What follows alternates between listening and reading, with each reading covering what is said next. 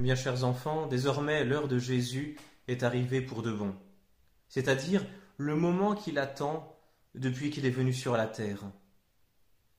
Jésus va passer toute cette soirée dans le cénacle avec ses apôtres, et nous allons rester avec lui. Ayant aimé les siens qui étaient dans ce monde, Jésus les aima jusqu'au bout. Jésus les aima.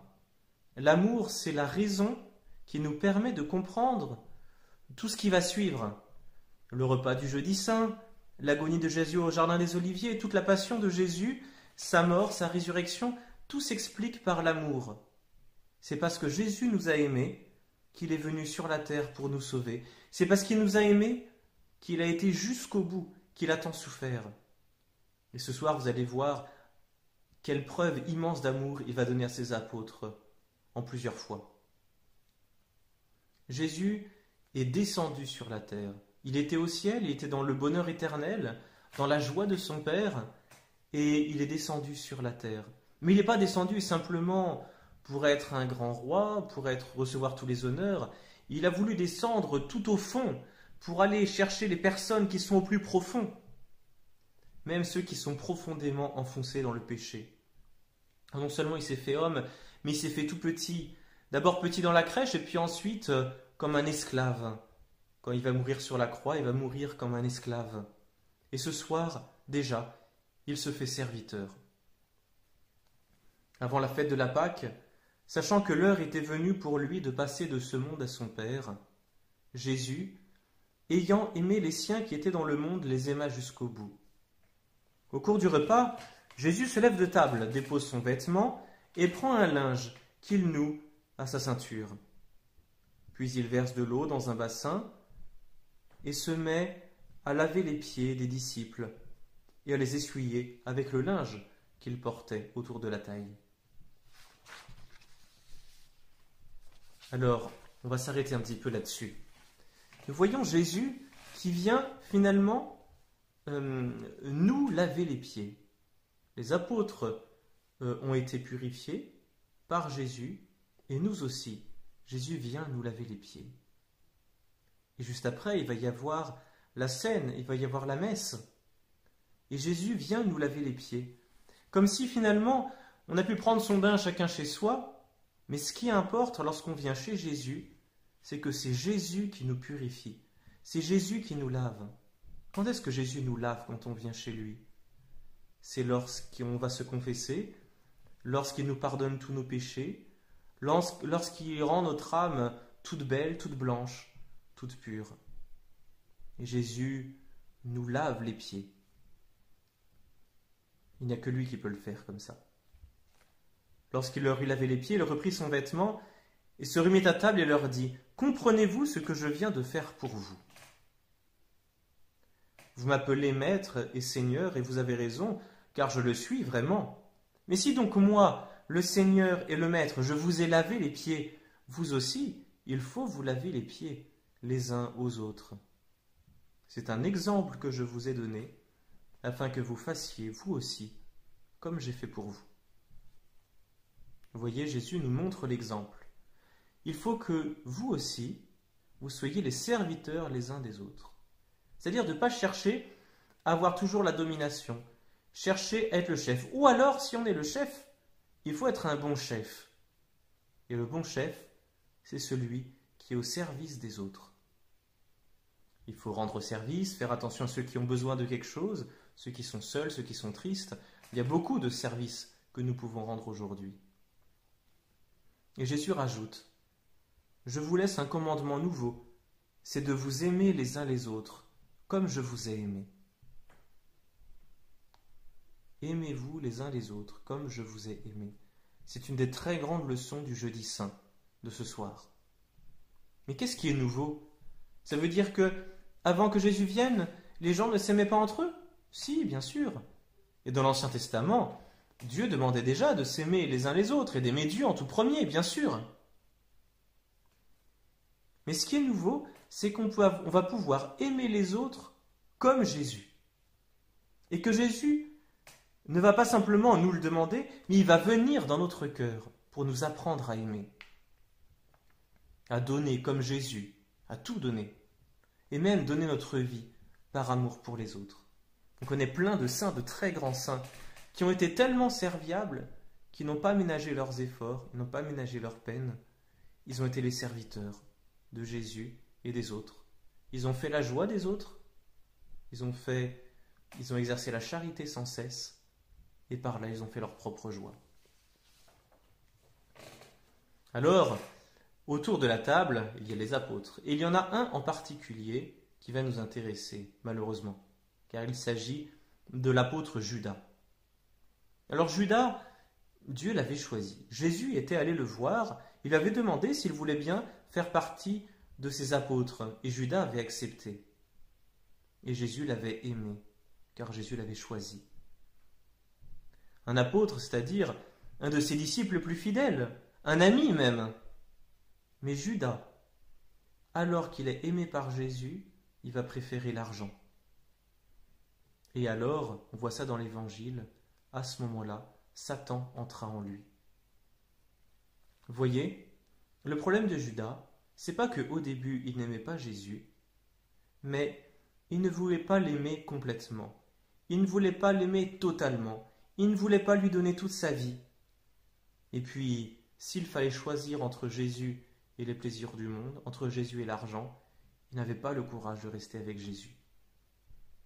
Alors, Judas a fini par le trahir. Il est devenu, quand on n'est pas l'ami de Jésus, alors on devient l'ami du diable. Est-ce que Judas va le regretter? Oui, parce qu'en fait, très vite, il va se rendre compte qu'il a fait un gros péché. Mais son problème, c'est qu'après avoir fait son gros péché, il ne voudra pas demander pardon. Celui qui ne veut pas demander pardon, c'est aussi un ami du diable. Il ne pourra pas aller au ciel. Il faut donc pardonner et demander pardon. Et Judas, à ce moment-là, alors qu'il est avec Jésus, avec tous les apôtres, qu'il est bien, qu'il aurait pu rester dans l'amour de Jésus, il va sortir. Et dehors, il fait nuit. Il fait nuit dehors parce que le soleil s'est couché, mais il fait nuit aussi dans son cœur, parce qu'il n'y a plus d'amour. Saint Pierre aussi, un autre apôtre, alors lui, Jésus leur dit qu'il va bientôt partir. Et Saint Pierre va lui demander, mais où allez-vous? Et Jésus va lui dire, mais où je vais, tu ne peux pas me suivre. Et évidemment, Jésus pense qu'il va aller sur la croix et qu'il va être tout seul. Et Saint Pierre, qui a beaucoup de volonté, beaucoup de caractère, il va dire, mais si, je donnerai ma vie pour vous. Et que va lui répondre Jésus, qui connaît bien Pierre? Pierre est plein de bonne volonté, mais parfois il ne tient pas beaucoup ses résolutions.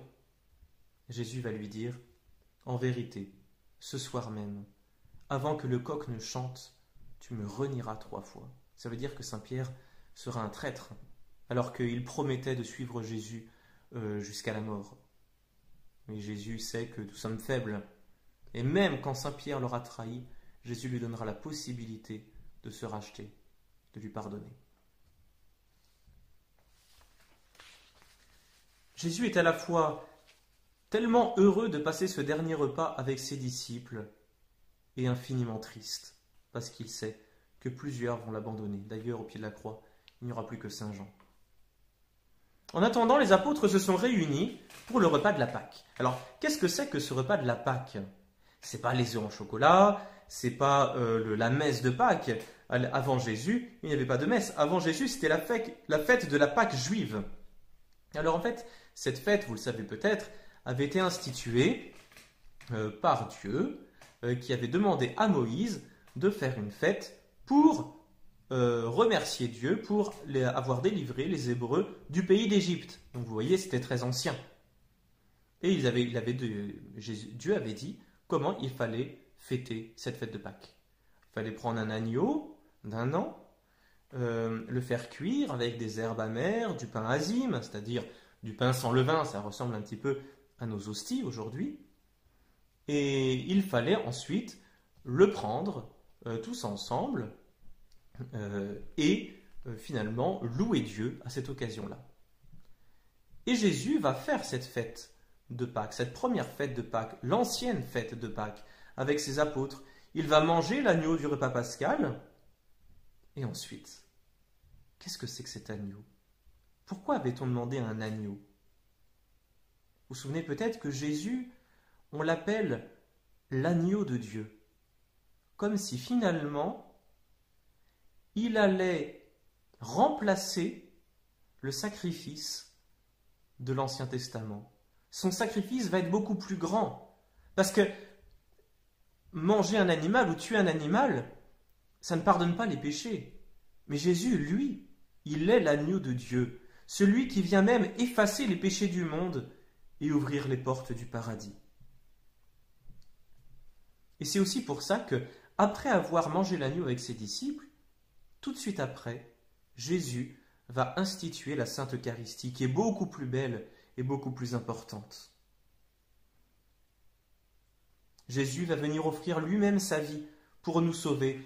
Il va même nous donner son corps à manger et son sang à boire. Alors à la fin du repas, il ne reste que du pain et du vin.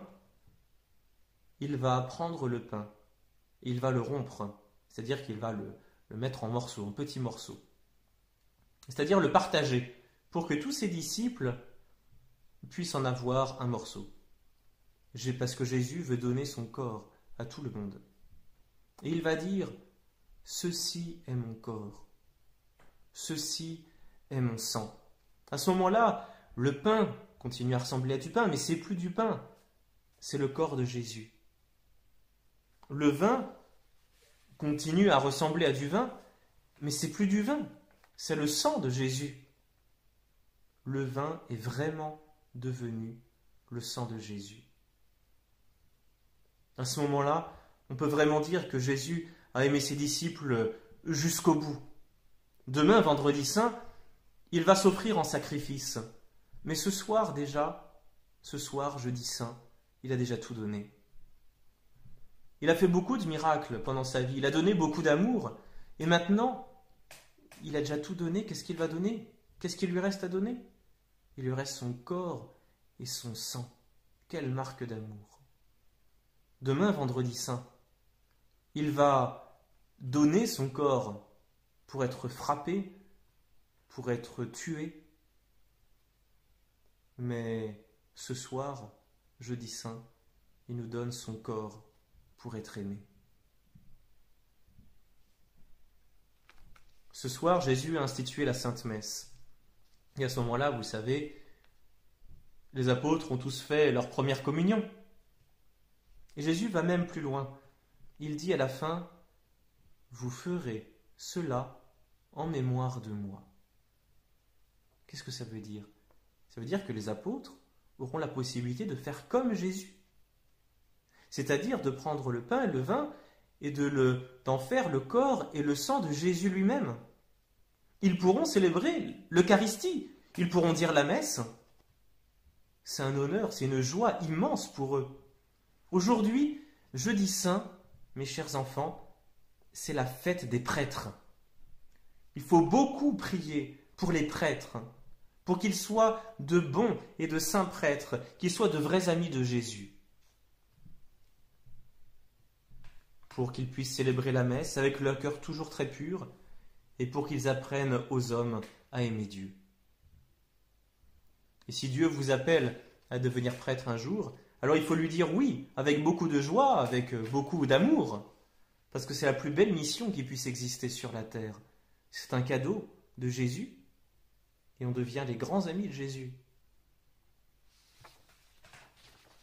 Ce soir, j'espère que vous allez beaucoup prier pour les prêtres que vous connaissez. Et puisque vous ne pouvez pas les voir, eh bien je vous propose de beaucoup prier pour eux et de leur envoyer un petit message pour leur dire que vous priez pour eux, que vous espérez qu'ils vont bien. Ça leur fera sans doute très très plaisir. On revient au jeudi saint. Après avoir institué la Sainte Eucharistie, Jésus va parler pendant longtemps avec ses disciples, pendant presque toute la soirée. Il va leur révéler les secrets de son cœur. Et nous aussi, lorsque nous avons communié, on est un petit peu comme les disciples avec Jésus, autour de lui pour l'écouter, en espérant qu'il nous parle longtemps. Il faut rester dans le silence en présence de Jésus, qui a beaucoup de choses à nous dire et qu'on peut entendre avec les oreilles de l'âme, même dans le silence. Et que nous dit Jésus? je vous lire quelques paroles qu'il disait aux apôtres après leur première communion. Si quelqu'un m'aime, il gardera ma parole, et mon Père l'aimera. Et nous viendrons en lui, et nous ferons en lui notre demeure. Je vous laisse ma paix. Je vous donne ma paix. Que votre cœur ne soit pas effrayé. Comme mon Père m'a aimé, moi aussi je vous ai aimé. Demeurez dans mon amour. Voilà mon commandement. C'est que vous vous aimiez les uns les autres, comme je vous ai aimé. Il n'y a pas de plus grand amour que de donner sa vie pour ses amis. Et vous êtes mes amis. Je ne vous appelle plus serviteurs, mais mes amis. C'est moi qui vous ai choisis. Vous êtes maintenant dans la tristesse, mais je vous reverrai, et votre cœur se réjouira, et nul ne vous enlèvera votre joie. Demandez et vous recevrez, afin que votre joie soit parfaite. Je vous ai dit ces choses, afin que vous ayez la paix. Vous avez des épreuves dans ce monde, mais gardez confiance, j'ai vaincu le monde. Voilà les paroles de Jésus à ses apôtres. C'est très étonnant. Pourquoi? Pas parce que Jésus dit qu'il aime ses apôtres, mais parce que c'est lui qui tout seul va bientôt mourir sur la croix. C'est lui qui ne va connaître ni la joie ni la paix. Et que dit-il à ses apôtres? Il leur souhaite de rester dans la joie et dans la paix, alors que lui, Jésus, il va souffrir. Voyez à quel point Jésus nous a aimés. Et puis les apôtres vont avoir l'immense privilège d'écouter, de voir en direct la prière de Jésus à Dieu son Père. Une belle prière qui est très belle, très émouvante. Père, l'heure est venue. Et quand Jésus dit que l'heure est venue, ça veut dire qu'il sait que ses souffrances vont bientôt commencer et que ça ira jusqu'à la mort. L'heure est venue. Glorifiez votre Fils, afin que votre Fils vous glorifie. Et moi je vous prie, pour tous ceux qui croiront en moi, pour que tous soient un, comme vous, mon Père, vous êtes en moi et moi en vous. Je leur ai fait connaître votre nom, je leur ferai connaître, afin que l'amour dont vous m'avez aimé soit en eux, et que je sois moi aussi en eux. Et Jésus va prendre congé de ses apôtres. Jésus leur a tout donné, leur a même livré les secrets de son cœur. Il a souhaité que tous les apôtres et lui soient réunis en présence de Dieu son Père. Il promet de les emmener au ciel, en fait. Et maintenant, il sort. Où sort Jésus? C'est la passion qui commence. Jésus va sortir et il va se diriger vers le jardin des Oliviers. La passion va commencer. Alors c'est assez curieux qu'il aille dans un jardin. Et vous allez voir que le jardin, c'est un lieu qu'on retrouve souvent dans la Bible. Tout a commencé dans un jardin, tout va continuer dans un jardin, et ensuite la victoire aura lieu dans un jardin. Le premier jardin, c'était le paradis terrestre, c'est-à-dire un lieu de bonheur où Dieu aimait se promener dans l'amitié des hommes. Vous vous souvenez, Adam et Ève étaient avec Dieu dans le jardin du paradis terrestre. Et puis ensuite, le jardin va devenir, ici, au jardin des Oliviers, un lieu de tristesse, un lieu d'angoisse, le lieu du début de la passion, où Jésus va accepter de boire son calice, c'est-à-dire de souffrir beaucoup et de mourir pour sauver les hommes. Et la prochaine fois qu'il ira dans un jardin, ce sera le jardin qui est à côté du tombeau, où Jésus aura été enfermé, et lorsqu'il va ressusciter, ça va redevenir le lieu du bonheur, le lieu où Sainte Marie-Madeleine va retrouver ce Jésus qu'elle aime tant. En attendant, ce n'est pas encore le bonheur. Jésus prie ce soir dans le jardin des Oliviers, et voilà ce qu'il dit. Mon âme est triste à en mourir. Mon âme est triste à en mourir. Ce soir, Jésus est triste. Est-ce possible que Jésus soit triste? Est-ce que c'est possible qu'il ait peur de souffrir et de mourir? Est-ce que Jésus a peur? Jésus peut avoir peur et peut-être même angoissé parce que c'est un homme. Il a voulu se faire homme. Il est Dieu, mais il a voulu connaître toutes nos épreuves, toutes nos souffrances, toutes nos difficultés. Jésus est le Fils de Dieu. Il a choisi d'avoir les mêmes tentations que nous. Pourquoi est-ce que Jésus est si triste et si angoissé? Vous savez pourquoi? Parce qu'il voit tout. Il voit tous les péchés, il voit tous les sacrilèges, toutes les trahisons, les blasphèmes, toutes les impuretés, toutes les infidélités, tout l'orgueil, toute la désobéissance des hommes depuis le début du monde jusqu'à la fin du monde, dans tous les pays et à toutes les époques. Et ça fait beaucoup. C'est horrible. C'est beaucoup trop lourd pour un homme. Et cela terrifie Jésus, de se dire qu'il est possible que des hommes soient si mauvais alors que lui, il les a tant aimés. Et nous aussi, c'est aussi nos péchés qui ont fait souffrir et qui ont fait mourir Jésus. Et voilà ce qu'il dit à Dieu, son Père. « Mon Père, si c'est possible, que cette coupe s'éloigne de moi, pourtant, non pas ce que je veux, mais ce que tu veux. » C'est extraordinaire. C'est tellement dur, cette passion va être tellement terrible que Jésus est tenté, comme homme,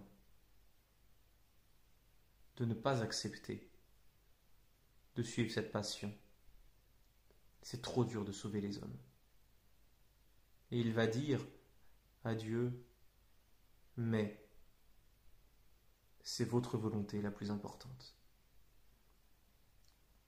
Dans les épreuves, il faut faire comme Jésus lorsqu'il parle à Dieu. Il faut dire au bon Dieu, même si c'est difficile, je veux toujours faire votre volonté. Et à ce moment-là, Jésus va tomber. Il va tomber sous le poids des péchés des hommes, sous le poids de la fatigue, de la tristesse. Il va tomber la face contre terre, c'est-à-dire complètement allongé sur le sol. Pourquoi? Pour prier et pour s'abandonner complètement à la volonté de Dieu, pour dire maintenant, mon Dieu, je suis disponible, que votre volonté soit faite. C'est très beau comme geste. C'est d'ailleurs, vous savez, le geste que font les prêtres le jour de leur ordination sacerdotale, ils s'allongent complètement sur le sol. Et c'est aussi le cas le vendredi saint, lorsque le prêtre va se prosterner dans le grand silence, c'est-à-dire dans la solitude, sur le sol, au tout début de la cérémonie, comme s'il disait « Père, j'accepte de prendre aussi ce fardeau de tous les péchés des hommes, non pas ma volonté, mais la vôtre. » Au jardin des Oliviers, il n'y a que 3 disciples qui sont venus. Il y a Pierre, il y a Jacques et il y a Jean. Et c'était les seuls amis qui restaient autour de Jésus, et les voilà qui s'endorment. Et Jésus prie tout seul. Il n'y a plus personne. Quand tout allait bien, c'était facile, il y avait les foules qui venaient.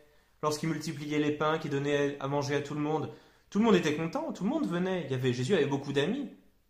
Et maintenant que Jésus est tout seul à souffrir pour sauver les hommes, alors il n'y a plus personne. Pierre, Jacques et Jean se sont endormis. Pourtant, ils avaient vu la transfiguration, ils avaient vu Jésus glorieux, mais là, ils n'ont plus de force. Et Jésus vient les voir, il les réveille, et il leur dit, imaginez le ton de Jésus. « Comment ça? Vous n'avez pas pu prier 1 heure avec moi? Restez ici avec moi, veillez et priez, s'il vous plaît. » Imaginez le ton de Jésus lorsqu'il nous demande si on veut bien prier un peu avec lui, alors que s'il est là, c'est pour nous sauver. Chers enfants, ce soir, il ne faut pas faire d'histoire, il ne faut pas faire de caprice. C'est par amour pour nous que Jésus est venu nous laver les pieds, c'est par amour pour nous qu'il est venu instituer la Sainte Eucharistie. C'est par amour pour nous qu'il nous donne son corps et son sang. C'est par amour pour nous aussi qu'il souffre à cause de nos péchés. au jardin des Oliviers. Alors disons-lui ce soir, ô mon Jésus, vous qui m'aimez tant, je veux rester avec vous, je veux offrir tous mes efforts et tous les sacrifices de ce carême, et rester avec vous pour vous aimer jusqu'à la mort.